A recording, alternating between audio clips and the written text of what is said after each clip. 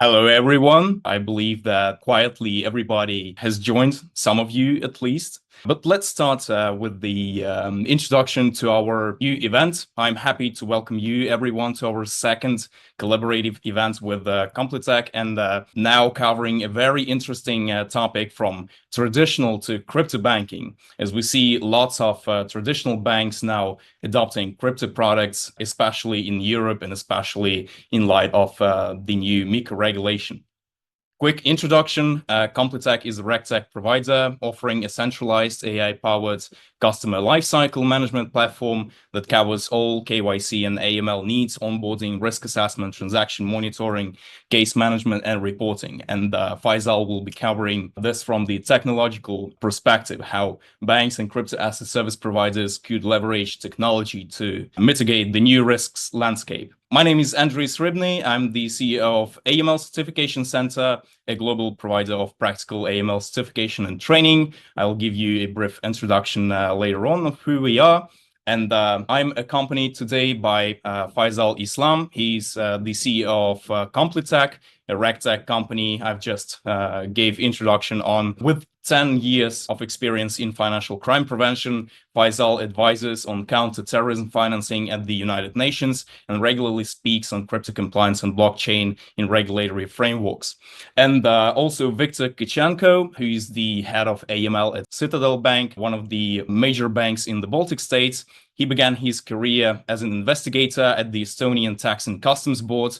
So he has this law enforcement perspective and vision, specializing in uncovering complex contraband networks in Estonia. Since 2010, he has focused on combating international financial crime as a AML expert. And over the past 6 years, Victor has held key AML roles at major Nordic banks. At Nordea, for example, he led AML and sanctions screening and built the sanctions department from scratch. He later joined SEB Bank to manage international Know Your Customer projects, and currently Victor heads AML and security department at Citadel Bank in Estonia, driving initiatives to strengthen financial crime prevention across the region. And as promised, let me briefly introduce who we are to any one of you who might not be familiar with us. So AML Certification Center is an internationally recognized and accredited institution dedicated to professional certification and training in the AML and CTF plus or anti-financial crime space. We don't just offer courses, we build a global community of professionals committed to fighting financial crime by organizing different events and sharing the expertise and bridging this gap between theory and practice. So, and our background is rooted in years of experience with respected industry practitioners leading our course and certification development. We use innovative practical methods and deliver training through a user-friendly platform that's designed to make learning experience effective and accessible.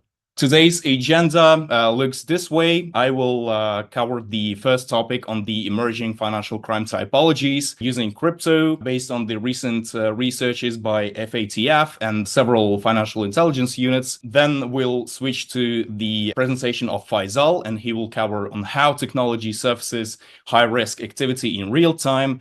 Then we'll switch to the Victor's presentation from the banking perspective on how banks should manage the crypto risks within their ecosystem. And also we'll cover the question of how the bank's view towards the crypto assets has changed over time. And then, as always, we'll switch to the Q&A session, opening the Q&A session with a question. So how banks could adopt in practice the crypto products in their product offering. And then we'll answer all of your questions, guys. And don't hesitate, as always, write your questions in the chat already. If you have some, we'll cover them. We'll make sure to cover them. And after the webinar, every one of you will receive the certificate of attendance to your email. And also we will send the recording of this webinar to your emails. So stay tuned, be active, ask your questions. It is very important from the perspective of sharing knowledge. Now, let's start with the first presentation, very important one to open this webinar with, because we should understand what are the new financial crime typologies we see, which criminals use with crypto. So let's begin by looking at one of the most concerning trends in the illicit finance landscape today, the growing use of stable coins like Tether by criminals. Stable coins were, as you may know, originally designed to bring stability and usability to the crypto ecosystem. But over time, they have also become a convenient tool for bad actors. We're now seeing them widely used in on-chain illicit finance, particularly because they combine the benefits of crypto, such as speed and global reach, with the price stability of fiat currencies, which is very attractive. What's especially alarming is the involvement of DPRK linked groups, North Korea, terrorist financiers, and a wide range of scammers, of course. These actors are taking advantage of the liquidity and accessibility, as mentioned, of stable coins like Tether or USDC to move funds across borders, often through a web of exchanges and wallets that are difficult to trace. And one common tactic that, according to the FATF report, involves the use of dormant accounts or wallets that sit inactive for long periods before suddenly moving large sums of money, often through mixers or privacy wallets. And this creates a smokescreen that makes tracing illicit activity significantly harder. And for example, as many of you have seen in the media, when the Bytebeat hack happened, we have seen North Korean hackers launder stolen funds through Tether across multiple exchanges in an attempt to cash out undetected. In another case, a Roman scammer, or many Roman scammers actually, use USDT wallets to quietly withdraw funds defrauded from victims, all while avoiding the oversights typically associated with traditional banking channels. And these cases underline a critical point. While stablecoins offer legitimate benefits to the financial system, they are increasingly exploited by criminals who understand how to manipulate their strength. So as compliance professionals, we need to sharpen our focus on transaction monitoring, wallet activity patterns, and cross-chain behaviors when it comes to stablecoins. Because this is, again, now this is not a future threat or some theoretical threat, it's happening already now. The second one is the role of decentralized finance platforms as crime enablers, a rapidly growing concern in the financial crime circles. So decentralized finance has brought significant innovation as well as the stablecoins to the financial ecosystem. It allows users to lend, borrow, and trade without intermediaries, right? Which is revolutionary.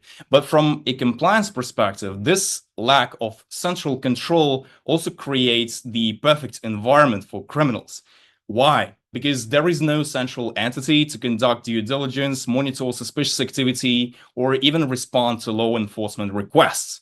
Criminals have been quick to take advantage of this. They exploit DeFi's openness and anonymity to move and conceal illicit funds with ease. A striking example, fraudsters have used DeFi yield farming protocols to move funds stolen from rug pulls, a type of scam where developers abandon a project and disappear with investors' money, which is a typical scam, investment scam. The absence of gatekeepers in that case means no one's watching or verifying who's using the platform or why. We have also seen anonymous mixing services built on DeFi protocols being used to launder ransomware payments. These mixers fragment and recombine crypto assets in a way that makes tracing their origins nearly impossible. And the challenge for regulators and for obliged entities is also clear. DeFi governance is often unclear or community-based, and the developers may be pseudonymous or even unreachable. So even if there is an intention to cooperate with authorities, there is often no clear route for engaging. And as AML professionals, we need to rethink how we approach risk in decentralized environments. This includes monitoring cross-chain movements, engaging with blockchain analytics tools, which is very important. We'll talk a little bit later about this, and working toward frameworks that promote responsible innovation while limiting abuse. The third one, now let's look at an increasingly industrialized threat, which is scam as a service ecosystems. Just as legitimate businesses benefits from software as a service models, criminals are now embracing scam as a service. These are ready-made toolkits for running crypto frauds sold openly on the dark web or closed forums, which are closed and cannot be monitored by the regulators. They come with user manuals, customer support, and regular updates. It's fraud, and fraud commodified in that sense.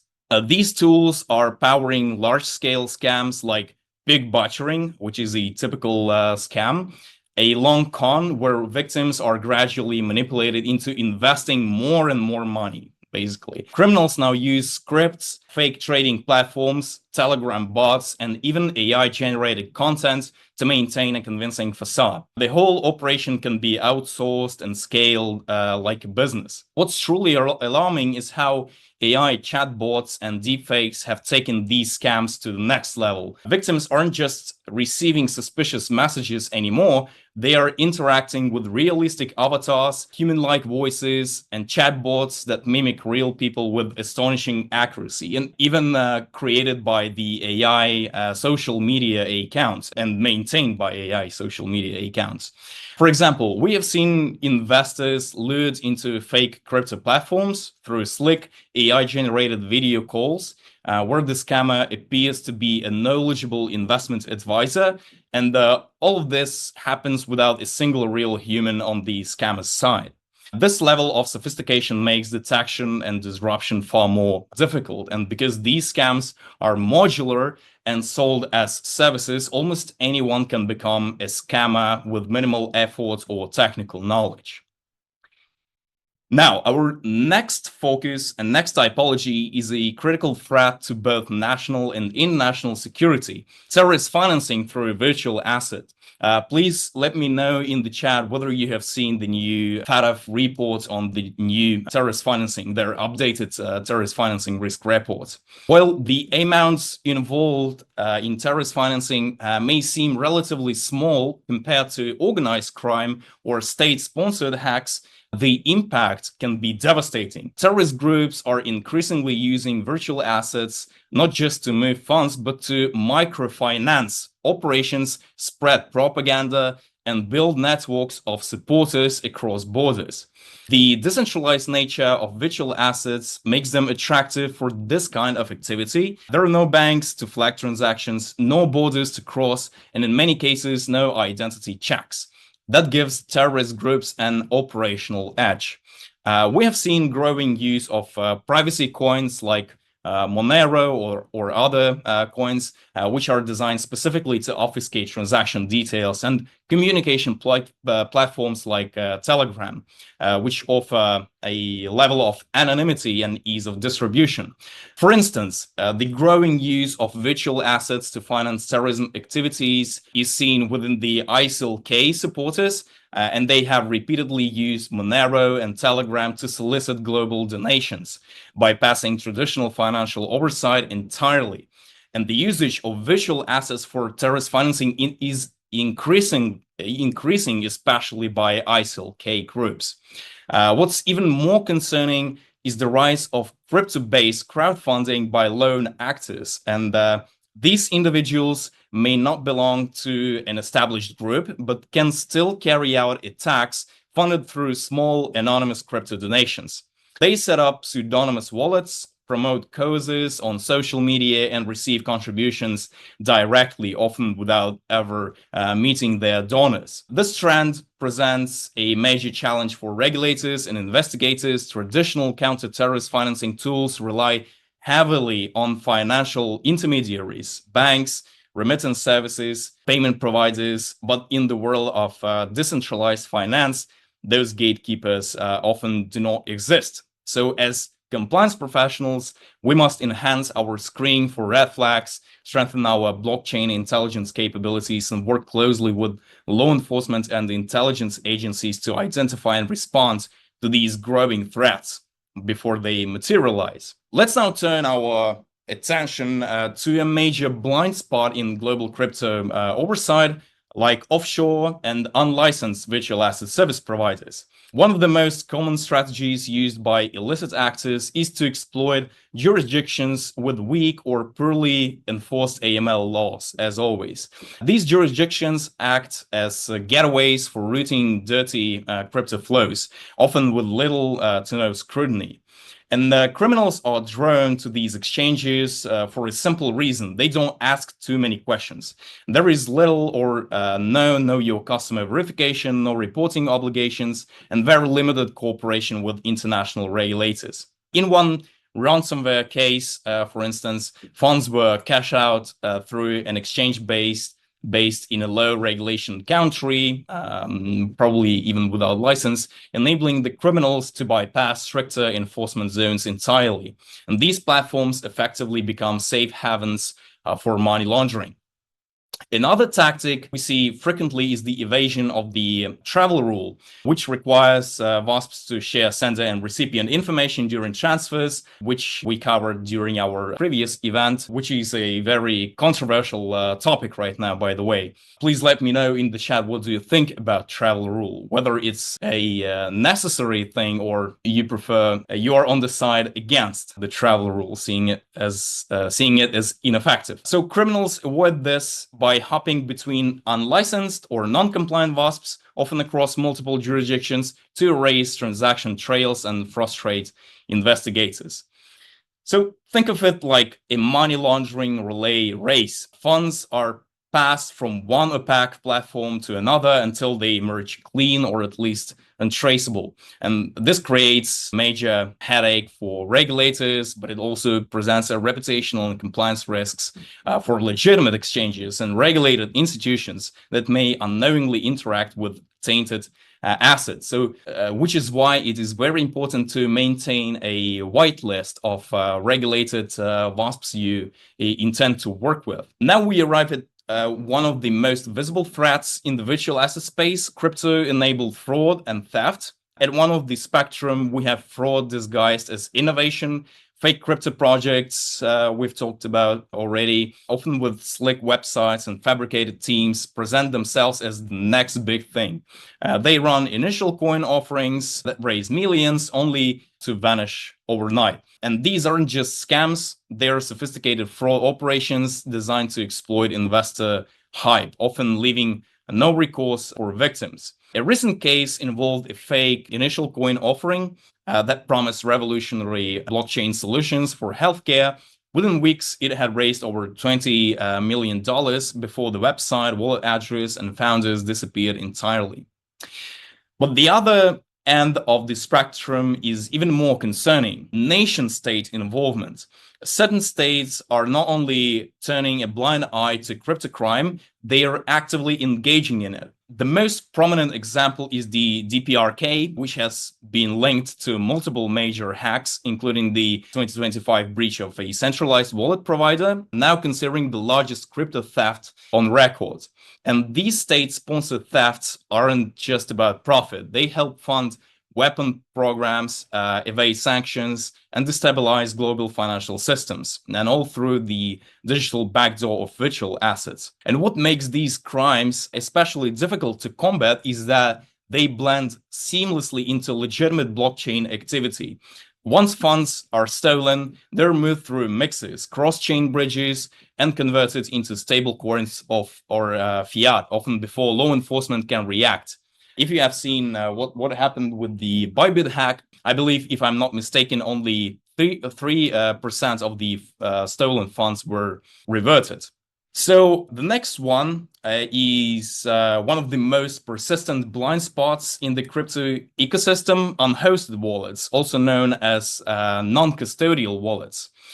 Unlike wallets managed by a regulated virtual asset service provider, unhosted wallets are fully controlled by the user. That means no intermediary, no verification, and no oversight. This gives user full anonymity. But for criminals, it also offers a way to store and move funds completely outside regulated systems. Here's how the risk plays out in practice. A criminal receives illicit funds through an exchange. The moment the funds are in, they are moved into an unhosted wallet completely bypassing any ongoing KYC or AML controls. And from there, they can be mixed, swapped, or transferred across networks, and eventually withdrawn as cash through OTC desks, for example. And one real-world example involves funds being layered through a private wallet, mixed through a mixer, and then withdrawn at ATMs, for example, or OTC desks using crypto-linked cards or peer-to-peer deals. At that point, it's almost impossible to reestablish a clear chain of custody. Another emerging tactic is the use of cold wallets and QR codes in illicit cash for crypto schemes, particularly in urban centers. The person receives cash in person, scans a code, and transfers crypto directly to a cold wallet. No WASPs, no exchange, and no trace. This poses a serious challenge for regulators and institutions alike. When WASPs are removed from the equation, the safety net of AML controls disappears with them. That's why international bodies like the FATF continue to push for greater visibility into unhosted wallet transactions, including risk assessments and thresholds for WASP interactions. And as AML professionals, we need to adapt our monitoring tools and investigative practices to detect indirect signs of unhosted wallet usage, particularly around withdrawal patterns, volume spikes, and wallet clustering, for example. And to close this section, let's look at the geographic dimension of crypto-related risks. An area that's gaining increasing attention from regulators and intelligence agencies alike. We're seeing certain regions emerge as crypto risk hubs, not because of innovation or adoption alone, but due to regulatory gaps and political instability and weak oversight. Two key regions stand out here right now are Sub-Saharan Africa and Central Asia. In many parts of Sub-Saharan Africa, crypto adoption is driven by necessity due to currency volatility, limited banking access, and high remittance fees. But this same environment is fertile ground for illicit access, especially in conflict-prone areas like the Sahel region. Here, terrorist groups have begun accepting crypto donations via third-party fundraising platforms, bypassing global sanctions and traditional financial challenge. In Central Asia, we're observing a different but equally troubling pattern. Fragile governance structures and patchy AML enforcement have made the region attractive for shell NGOs and fake charitable fronts. These are used as crypto channels for extremist fundraising and illicit financial flows, often hidden behind a veneer of legitimacy. The challenge is that these activities often take place just below the regulatory radar. Transactions are small, platforms are decentralized, and the actors involved are transient. But taken together, they represent a growing systemic risk, not just to local economies, but to global financial stability and security. And to respond to this growing risk, we need targeted region-specific strategies. That means capacity building, technical assistance, and intelligence sharing with local authorities. It also means integrating geographic risk indicators, dynamic geographic risk indicators again, into crypto compliance frameworks, something that's still missing in many institutions today, by the way. Because while crypto is borderless, risk isn't evenly distributed. And if we ignore the geographic hotspots, we leave the door wide open for its exploitation. All right, now this is it for now for the new and emerging trends in financial crime typologies. Now I would gladly pass the microphone to Faisal with his perspective on how technologies could help us in navigating these challenges. Thank you so very much, Andre. Thank you. A lot of amazing information in your section. For those of you that want to go back over it again, after this session is over, you're going to receive an email with the content that we've talked about here today. So you'll have a chance to go back again over what Andre spoke about. I'm going to be taking the direction of our conversation right now closer to what the theme is some of the sort of innate difficulties and sort of clashes that you see between the very traditional sector, which has always been an historic banking, and the new sector, which is vast and crypto. My experience in cryptocurrency goes back to 2012. I was a compliance officer for a cryptocurrency exchange in San Francisco for an exchange called Buttercoin. And I worked also very closely with our banking partner back then. And so it's been interesting seeing the evolution of compliance over the last sort of 13 to 15 years in the crypto sector, but also in the banking sector. So that's been very interesting to see. Now, if you speak to banking compliance officers, one of the things they'll always mention is if their firm's policy is to not accept cryptocurrency transactions in their flow, they have sort of a requirement to be able to make sure they monitor said transactions because it would be against their risk appetite. On the other hand, there are certain banking customers on the other end that are actually building products or partnerships to be able to offer some type of services that relate to cryptocurrency to end users. And then in the middle, you have the vast majority of banks, which is they are very aware that their end users are interacting with other crypto and vast companies for services. They don't offer any crypto products themselves, but they also are sort of not, closing down accounts necessarily belonging to people that are working with crypto. So they have sort of this middle ground where even for their own anti-money laundering program requirements, they still have to monitor their internal transactions for said risks. And so what we're going to be doing here is showing you from the technology side how our system is used by banking compliance officers to be able to review transactions that they would see inside of their banking core, identify the ones that are related to cryptocurrency, and then how to be able to review the risks from a banking compliance officer side, and then how to go about it, right? So once you've seen it, what exactly do you do with that information? So that's the angle I'm going to be taking, is really what a banking compliance officer should do, or how its system should perform when it's reviewing banking transactions that have to do with crypto-related activity.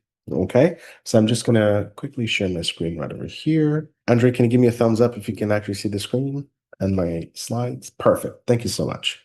So we're going to do two sets of transactions. This is the first set of transactions. We have two here.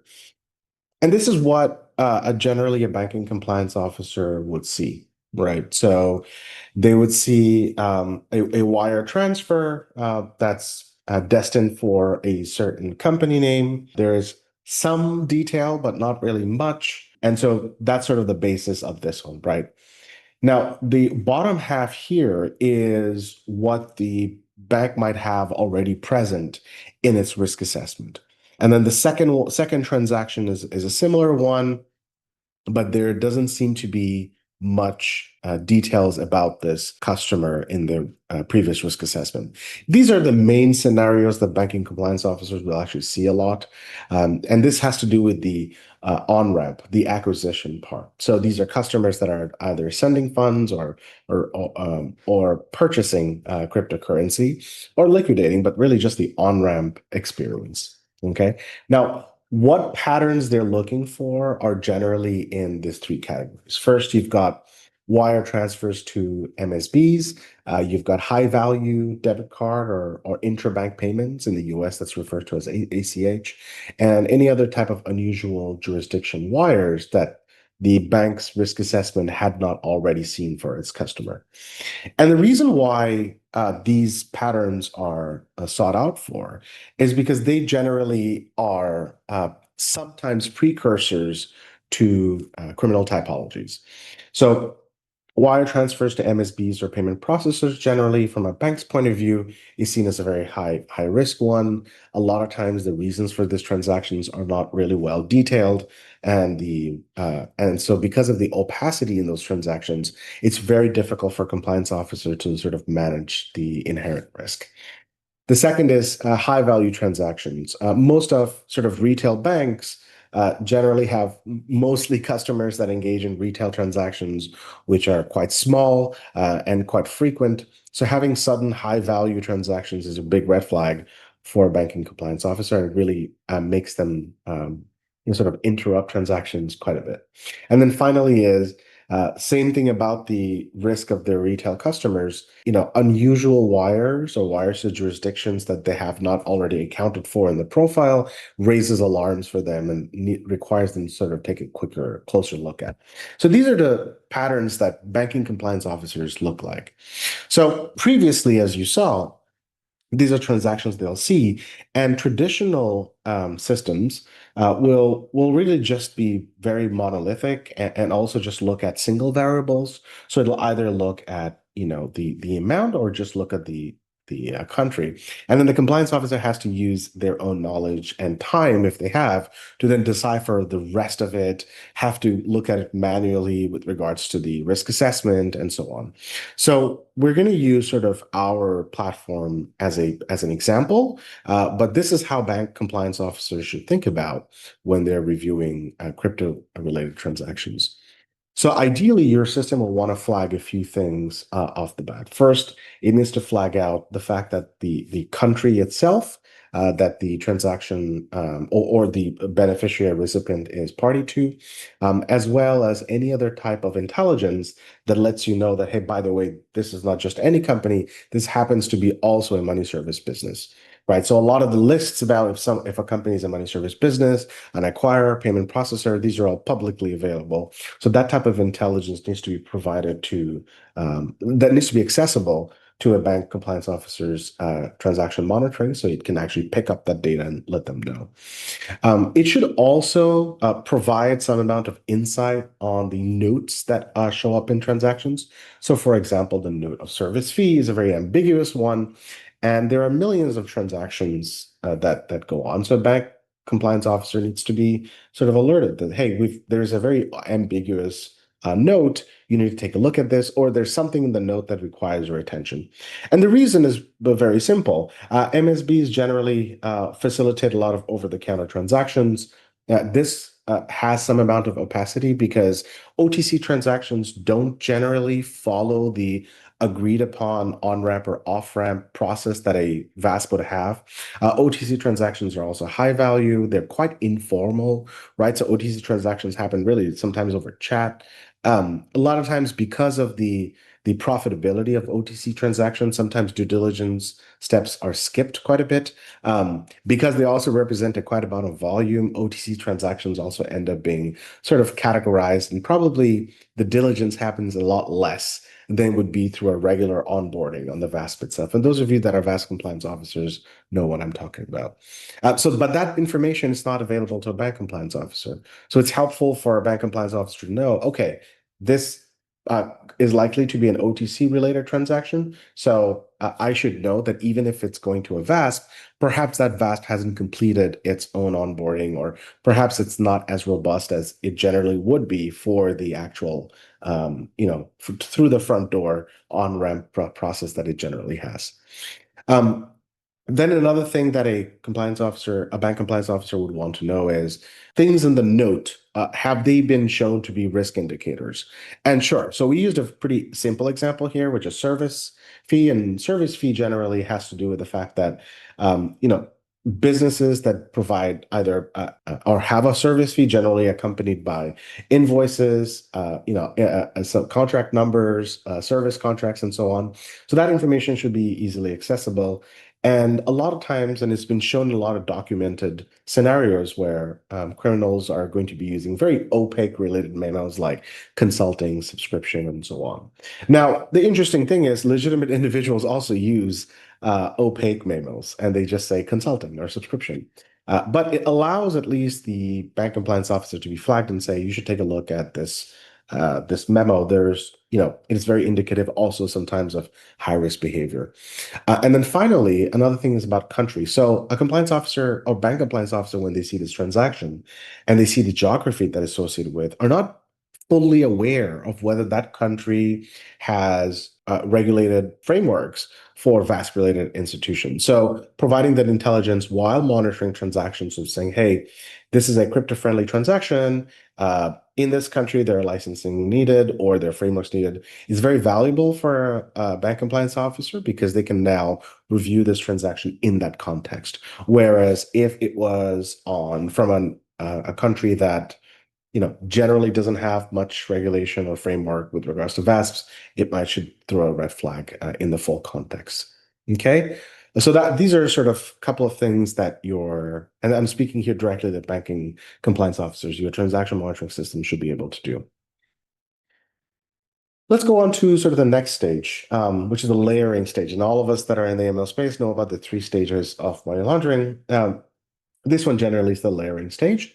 And so these are a couple of sets of transactions, and then you can expect a bank compliance officer or an acquirer more likely, or a processor to have that happen, right? So they might have the first transaction here on the left, the second one, and the third one. So it looks fairly innocuous, right? If you look at the amounts, and generally legacy and really old transaction monitoring systems are not equipped for multivariable analysis, and they're really going to pick on one single item. And even traditionally and by habit, compliance officers also do this, where they're just going to look at like the amount. So if you look at the amount, they're not exactly very big amounts. They're quite small. So it's $1,000 there, $500 there, 250, 3,000. But if you have a proper and sophisticated transaction monitoring system integrated into your banking transactions, a lot of information that can come up for you to be able to make a reasonable decision as to whether or not this requires further review. So what are the patterns that came up in the last set of transactions? Well, first you've got gift and prepaid cards. There has been typologies where certainly these cards are used for a lot of conversion and unregulated P2P cryptos. P2P micropayments are also a usual usage for the legitimate sphere, but at the same time are also used for quite a bit of illicit flows. And then finally, round dollar transfers. Round dollar transfers generally happens to be also a usual indicator in illicit flows as well, just as they do on legitimate flows. So that's why knowing that they exist in illicit flows is really important, so it can help the bank compliance officer do a wholesome review. So now let's take a look at what it looks like when you actually have a proper transaction monitoring system that's reviewing your banking transactions that is equipped with sort of crypto and VASP analysis. So on the first transaction, right, it spots out that it's Amazon gift cards or transaction handles that has to do with that.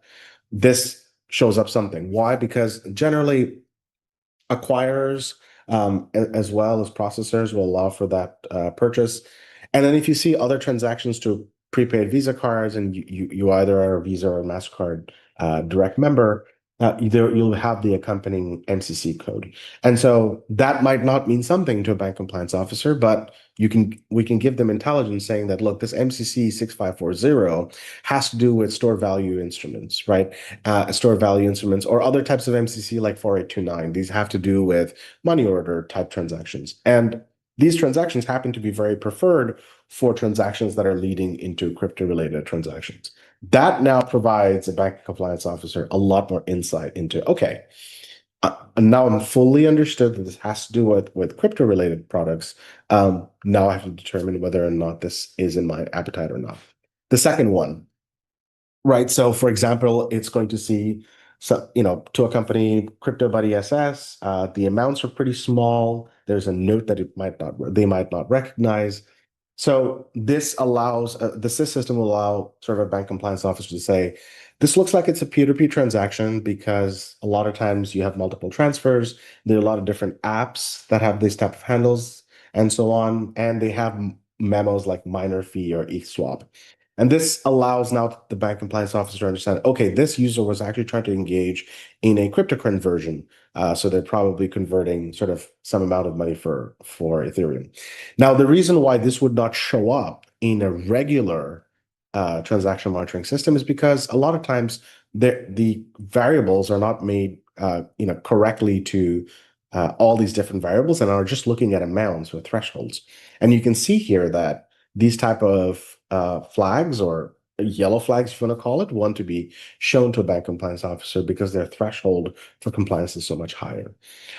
And then same thing, a little bit of a simpler one on the third type of transaction. You can have a single large amount goes to a certain company, no invoice in there, right? And then there's a wire transfer associated with it. This allows for information in a very simplistic way to go to a compliance officer that, hey, these are round value and the beneficiary names generally have to do with these type of providers. But you should also know that there should be an invoice attached to this because these have related transactions. This allows again, at the end of the day, bank compliance officer to be fully informed when it's deciding on its transactions. So that's generally what I wanted to show on how we help our banking customers review vast amount crypto transactions. And now for us, it's really interesting to work on these things because we actually service both banking customers with AML technology as well as VASP customers. So it's helpful for us because sometimes we put them together, right? They're using a common system. And we know that the compliance officers in both of these institutions have the similar mandate and are looking at things the same way. They're just looking at sort of halves of the actual story. But by putting all of the data of that story together, it allows really the banking compliance officer and the VAS compliance officer to be able to look at the full story together because they're both on the same side. They're serving customers differently, but they're both on the same side trying to deter and detect illicit crime. So hopefully this was helpful for all of you to take a look at and see exactly what's happening here. For those of you that are banking compliance officer, feel free to reach out to us after, and we'll be more than happy to chat with you. For compliance officers and VAS, reach out as well. We'll be able to show you how we help you as well. And with that, I'm going to pass it back on to Victor. You are in a treat. He's a real life bona fide. That's not an avatar, as good looking as he is. It's a real human. And he's going to be able to tell you how he sees this spec from someone who is a banking compliance officer with a ton of experience. I'm looking forward to this. Thank you, Faisal.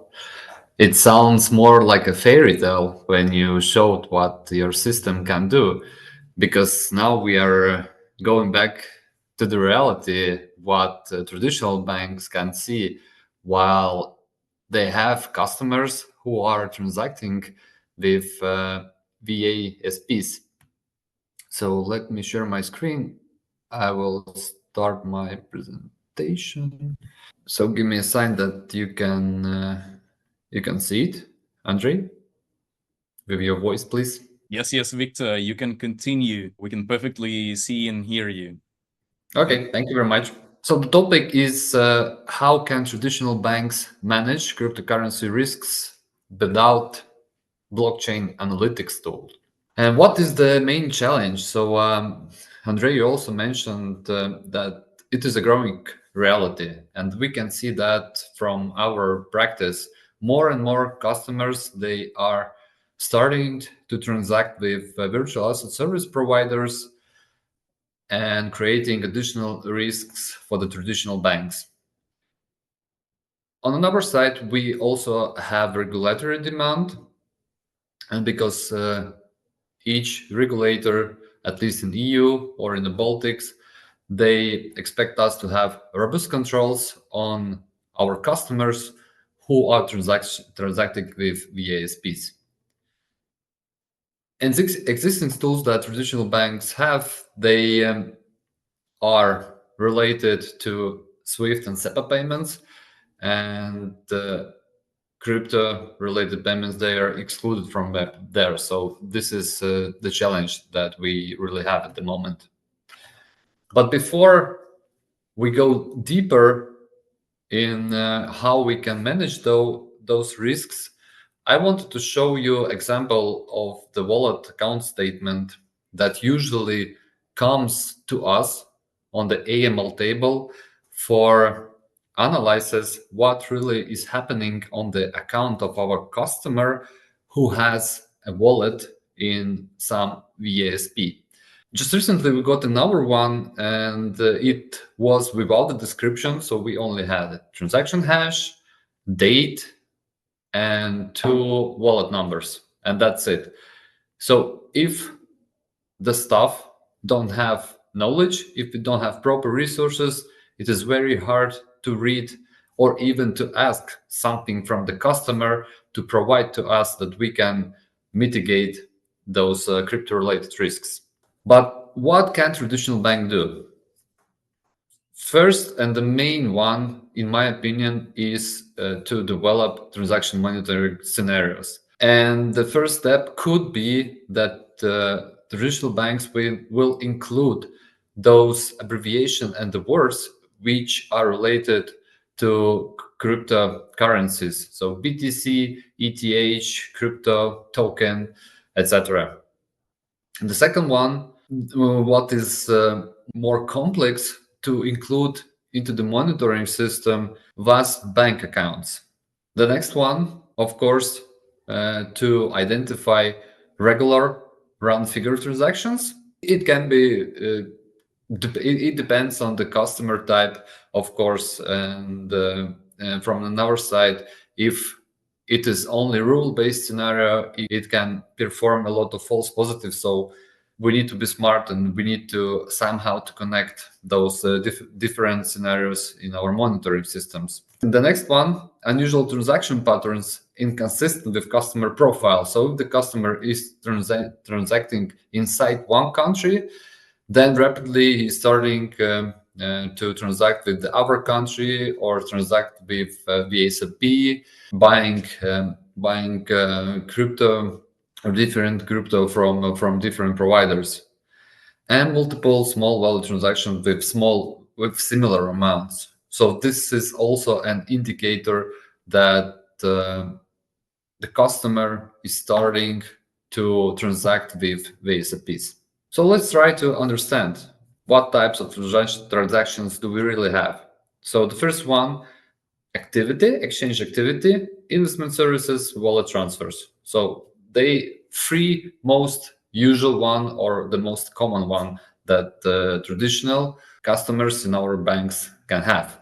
So exchange activity, customer deposits to Coinbase, Binance, Kraken, showing references like BTC purchase or crypto deposit. An example, it can be something like 500 euros transferred to Coinbase with consistent partners. Then the next one, investment services. It's larger transactions, so usually they are, and to crypto investment platforms or decentralized finance services. So those are more likely in 10,000s of euros with different reference like savings, investments, and etc. And the last one, wallet transfers to personal non-custodial wallets. It can be also done via OTC services, like an example, so payment around network with reference ETH to MetaMask. But let's see what is high crypto transaction indicators and how traditional banks can identify those. So the first one, transactions with non-weak KYCs, VASPs, rapidly increasing transaction volumes to crypto services, which we were talking about before, references suggesting privacy coins or mixing services. This is what Andre was talking about in the beginning. Transfers to P2P exchanges without regulation, multiple small transfers just below reporting threshold. It depends on the jurisdiction, of course, or the bank itself, and transactions with references to trouble mixer, anonymous, or something similar. Due diligence strategies. So, and this is very important. As I told you before, the staff, AML staff who are checking those transactions, they need to understand what to ask. The first one, and as I show you as the example, so wallet statement, usually it's not enough. It is better to ask a screenshot from the cryptocurrency exchange platform, where you will see more convenient view of how the funds of the customer were or are moving. Of course, blockchain transactions, and you need to ask from the customer why he or she is doing that, or it, if it's company. So as an example, customer sending 5,000 to Binance, and you need to request the proof of destination wallet ownership. The next one, update customer profile. So if you see that the customer is transacting a lot with VASP, then you can, of course, increase the risk of this customer. Then you will have better control of its transactions. As an example, monetary frequency for customer is increased with 40% plus transactions to crypto exchange. It can be 40, it can be 30, it can be 50. Everything depends on your risk appetite. And the last one, verify VASP legitimacy. So it is very manual, but now we already have several providers in the world who are providing this list of VASPs who are approved, so who gain or is gained by the license from the certain jurisdictions, or who are restricted, so who are bad players on the market. As you can see, examples of Coinbase is MiCA compliant and versus unregistered platforms. The roadmap, it is very brief, but I think the main part of it, or the more important part of it, is number one. So what kind of immediate action should traditional bank perform to better manage risks coming from transactions with VASPs? Transaction monitoring rules. So the first thing which we touched upon, train staff to understand common crypto transaction patterns. So what is it and what we need to ask to mitigate the risk or to identify high risk transactions. And the database with risk classification based on EU guidelines. The second one, medium term, crypto specific customer risk assessment framework. But it also, it's very hard to implement right away, but you can segregate those customers to another group and to have more scrutiny on them regarding their transaction patterns. Implement enhanced KYC questionnaire. So it is also an option, and via those questionnaires, you can ask the customer for which kind of purpose they are using exchange platforms, or why they are buying those cryptocurrencies and what kind of cryptocurrencies they buy, because it's a huge reference or a huge difference between cryptocurrencies, which can be very transparent or others very anonymous. Establish periodic reporting on crypto exposure for the management and, if required, to the regulator. And long-term strategy, which could be a part of what Faisal told. So you need to implement robust systems to identify those transactions. And if it will be very efficient, you will save resources investigating this type of transactions which are made by your customers. Develop industry information sharing protocols for cross-border cooperation. It is hard, but you can try to do it.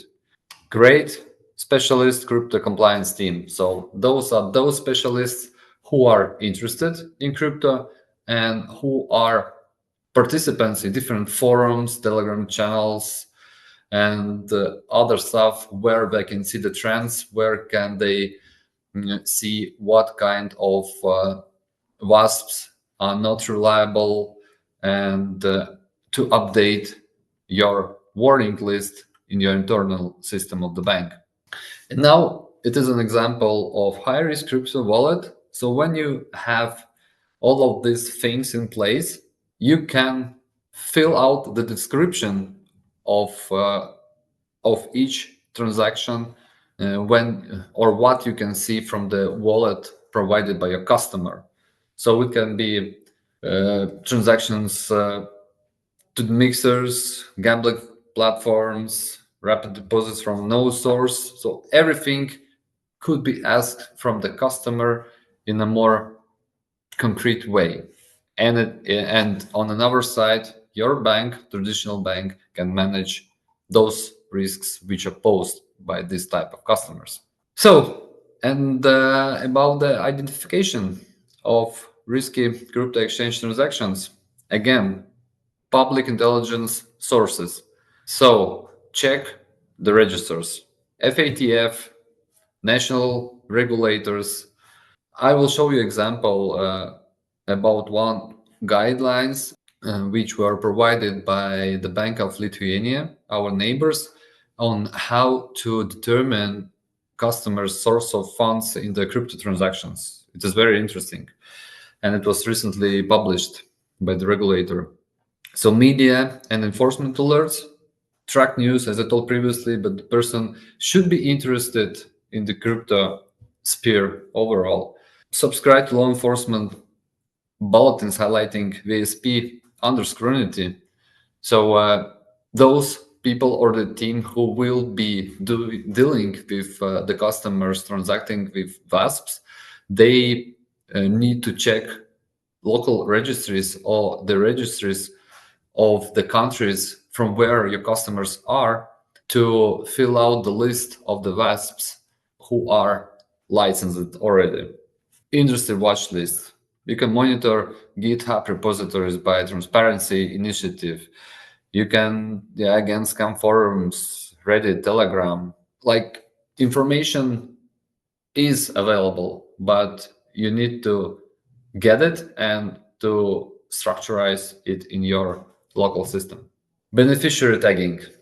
So if you can get payment references, so if you can get IBANs of those VASPs, SWIFT codes, you can put it in your watch list. Then you can flag the transfers if it's like okay VASP for you, correlates with your risk appetite. If it's not, you can decline the payment online. Then velocity and volume patterns. What are the spikes from where you will check those alerts? Or it is just, or if you want to identify structuring, as it was previously showed by Faisal, so a series of sub-threshold transfers should be recognized or identified. And of course, it depends on the jurisdiction, but here I have an example that you have 10 900 euro payments just under 1,000 review limit. Round figure and sequential amounts, so round transfers which coincide with entry or exit point of exchange. And if you want to detect increments, then you need to have, or you need to build up monitoring scenarios when the customer is making 1,000, today payment 2,000, tomorrow 3,000, the next day, and so on, to prevent layering attempts. Cross-channel correlation, which we touch upon a bit, but of course, we need to do all of these things. Sanctions and political expulsion databases. So, of course, we need to check those not only against our customers who are transacting in our bank, but also the virtual service providers, identifying do they have in the structure, ownership structure, PEPs, and what kind of PEPs do they have, and what about our risk appetite? Do we want to have that our customers will be transacting with the VAS which belongs to this political exposed persons from certain countries? So we are getting back to the sanctions risks. Block explorers and address registries.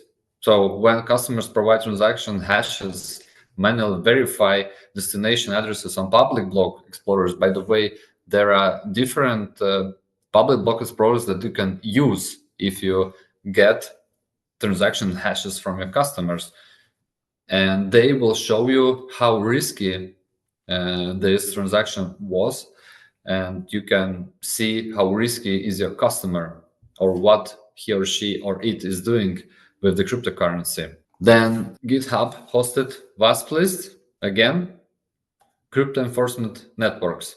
Participate in webinars, in regional FIU-led crypto forums. So, or the regulator who is regulating locally VASPs, and you will get a lot of information regarding how they are licensed. So, and who are not licensed, do we have like a trend where a lot of unlicensed WASPs are operating in the market. And this is the example of the guidelines which were published by the BOL, so Bank of Lithuania. You can easily find it from open sources. This is just a short snap that I made for this presentation, and they have 4 steps how to determine the origin of client funds derived from crypto assets. So very interesting read, and only 5 pages. And here I have 3 last examples how world's leading banks implemented risk mitigation actions on the customers who are transacting with WASPs. So let's check BNP Paribas example. The first part, they built watch list of known crypto exchange account identifiers. So example, IBANs, SWIFT codes, payment references, and fed this into the existing sanctions APEP screening system. So they were able to stop or block those transactions online, or are able. Transaction monitoring rules configured to flag any outbound transfer where beneficiary reference contains an exchange name or wallet tag. And the last one is about due diligence. So each bank have a certain threshold from where they will stop the transaction and put the customer on enhanced due diligence and ask the questions. So in Paribas, it's something like 3,000 per month to such beneficiaries. The next one, Santander, VSP taxonomy. They developed, and this is very interesting because they connected it with their own developed scoring based on their own risk assessment of different WASPs. So they took 40 crypto platforms, rating each by regulatory jurisdiction the first, publicly disclosed AML control, so they were not doing by themselves, so they are not able to do that. AML audits, external audits, and all the reported hack history. Then assigned each outbound payment a composite risk score based on the target exchange profile and the customer historic transaction. So they had or have very interesting approach and very complicated scenario, not only connected to the exchange itself, but also taking into account customer historic transactional patterns. And automated escalation, it is based not on the sum transaction, I mean the transaction sum, but on this risk score. So any transfer crossing a score threshold tier 2, medium high, or above is automatically routed to manual review by FinCry team.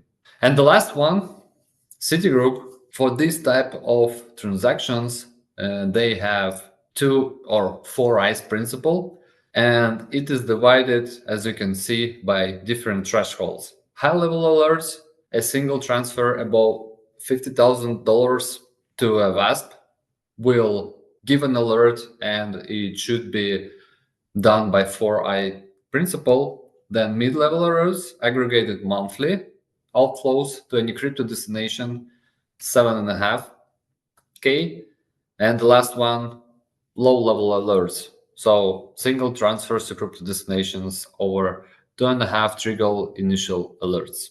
Thank you very much. This was my part, and hopefully representative of traditional banks gain something new and something they can use in their daily life to manage the risks from transactions with VSPs. Thank you. All right. Thank you very much, Victor, for your presentation filled with practical perspective and very good insights on how we could tackle this new risk environment in the crypto space, especially from the traditional banks perspective. So thank you for this valuable presentation. And now we'll switch to the Q&A session right away. We're going a little bit over time, but I think we can spare some time on this valuable part of our events. I will start with the first one, with the first question from Franco. And Franco asks, what rules or restrictions you may apply to dormant accounts to avoid risks of money laundering and terrorist financing? And also, what do you suggest may be considered as dormant? Time frame of several months without activity, maybe other type of variable factor. So I will answer this very quickly. So basically, to mitigate financial crime risks, dormant accounts should be subject to transaction restrictions, firstly. Secondly, re-verification of customer identity before reactivation, and enhanced monitoring for unusual activity. If there are, for example, large transfers right away from the dormant account, for example, or to some unknown addresses. An account, answering the question regarding the time frame, an account may reasonably be considered dormant after 6 to 12 months of no customer initiated activity, depending on your internal risk appetite as well. And the risk-based approach, such as logins or transactions to this dormant account. However, dormancy should also factor in behavioral and risk-based indicators. For example, failed contact attempts or unusual login patterns from other jurisdictions, unknown jurisdictions the customer previously weren't, or sudden reactivation after prolonged silence. So this is to answer this question regarding the dormant accounts. All right. I see that Faisal also answered to one of the Franco questions in chat. I hope everybody could see it also open. Yeah. Franco had one of the questions, which is a really great one, by the way, which is, what is the minimum amount of information that I need if there is an EDD request specific to a regulator inquiry? And so the first question I asked him back, and I don't know whether he's answered back after, is which jurisdiction? Because the EDD thresholds really depend on which jurisdiction itself. It's very dependent. It's never the same. So that's knowing that is really important. But they can always reach out and we'll be able to dig through our repo and find out. There's a really good one here. I think it comes from Franco as well. It says, do you think it's viable to maintain a specialized team dedicated to monitor closely VASP's transactional activity within a banking relationship in the banking compliance department? I think I'd like Victor to take a stab at this one. Thank you. Now, this is the question from Franco, yeah? Do you think it is viable to maintain a specialized team dedicated to monitor closely vast transactional activity within a banking relationship in the banking compliance department? It can be a specialized team, as I mentioned before, but it also can be just one expert who will be fully dedicated to, first of all, to check on daily basis all the trends related to VASPs, checking all the forums, all the different groups on Reddit, on Telegram, checking regulatory letters or typologies that they put on their homepages regarding cryptocurrencies. It depends on the resources. How many resources do you have? Of course, it can be automatic system that can do it, but I think the person will be more convenient, and especially if he or she has a huge interest in this industry. Yeah, I agree with that. In our experience, what our banking customers do is very similar to what Victor said. But I think the one thing to keep in mind, Franco, is that a bank will want to invest that type of resource in two situations. One, if the amount of flow that they get or the customers that they are working with happens to be somewhat of a material amount of customers that they actually provide services for, then it makes sense to have individuals operationally. And I think one of the things we all forget a little bit here is that the amount of crypto transactions worldwide as a proportion of total financial flow worldwide is actually kind of minuscule. I think the total amount of funds that flows globally in crypto is a few trillion, whereas the total amount of flow per day is a few quintillion. So the proportion of crypto flow as a basis of total worldwide flow is quite minuscule.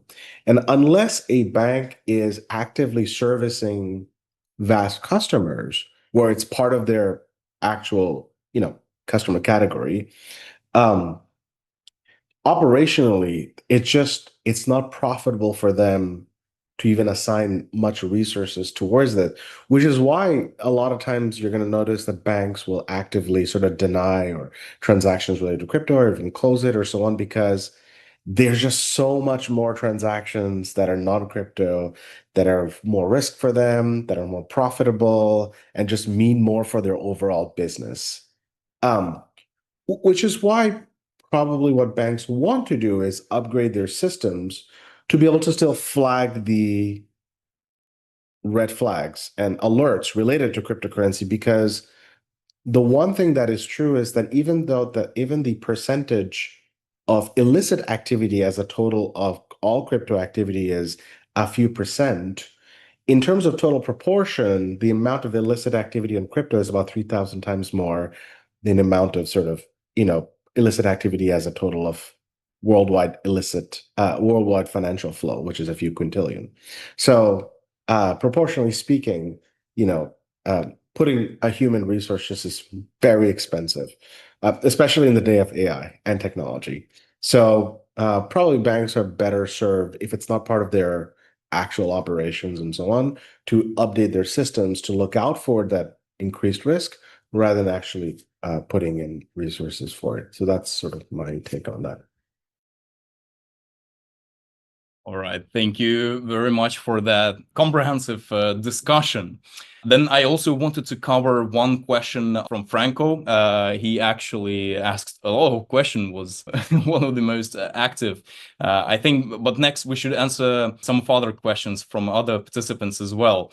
But really answering this very briefly regarding the Wolfsbeck questionnaire, while it is not applicable for VASPs, to everyone who is not familiar with the Wolfsbeck Group Correspondent Banking Due Diligence Questionnaire, is a globally recognized tool used by financial institutions to assess the AML controls of their correspondent banking partners.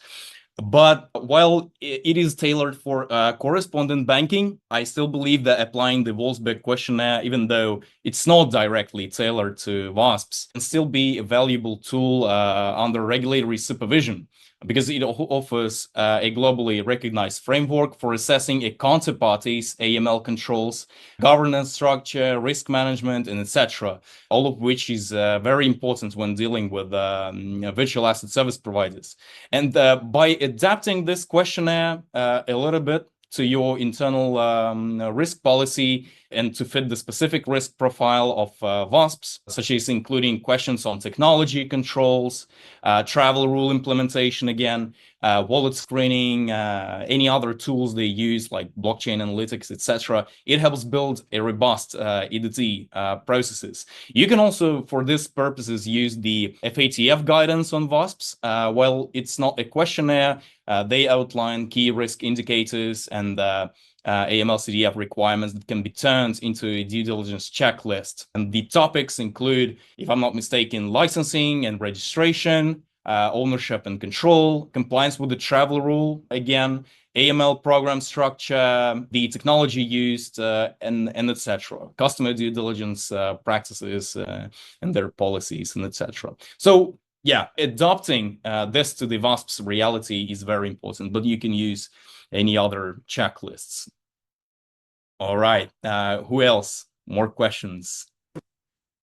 Maybe Faisal or Victor would like to answer the question from Maria, who asks, can you recommend reliable VASP databases or risk intelligence providers that align specifically with EU AML guidelines and offer dynamic risk classifications to help banks and auditors effectively implement a risk-based approach in onboarding and monitoring crypto-exposed customers?